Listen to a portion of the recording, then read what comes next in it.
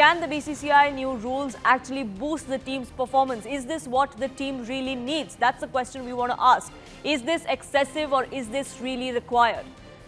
Vineet, my colleague from Cricket Next, joining us, getting us more perspective on this. Vineet, new rules being put in place by the BCCI. This is something that we had anticipated in the wake of what transpired in Australia. But how was the reaction from within the cricketing fraternity? Of course, no reactions from the team themselves. But how is everyone else from the fraternity viewing these rules?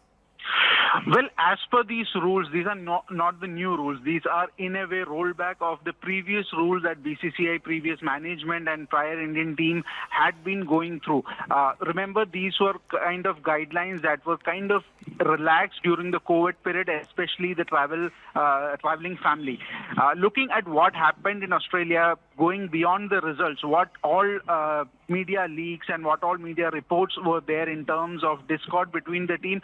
This is an underlying fact that BCCI is looking to bring in a bit of unity and cohesiveness within the pretty much, targeting the senior players in the way to toe the line of what BCCI wants to do. As you had mentioned, there are several instances where senior players or be it others who've been traveling separately because they had their family with them, not part of the team bus, and there were practice sessions that were being missed, optional practice session, in fact, that were being missed. Now, the diktat says that there is no optional practice games. Remember, optional practice games generally happens on the eve of any match, be it a test match or T20I, and the usual norm, even under Ravi Shastri or Rahul Dravid era also, what we see was even the optional games, there were hardly any players who would turn up. Instead, they would have their own other commitments that they will go for. Now, with this kind of a diktat, it is pretty much clear that the optional training session is out of the way. Whatever it is, the team has to come together, be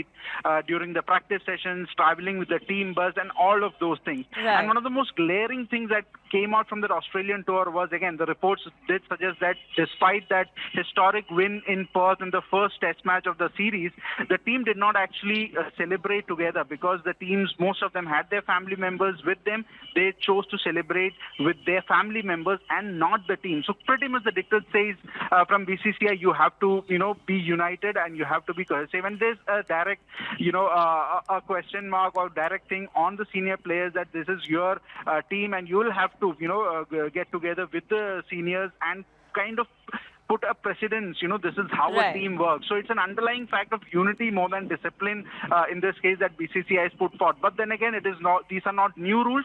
These are the old rules that have been rolled back. And the new factor here is the sanctions. So basically, they're just being reinforced, so to say, that the players will now have to adhere to these rules or there will be action that they could face.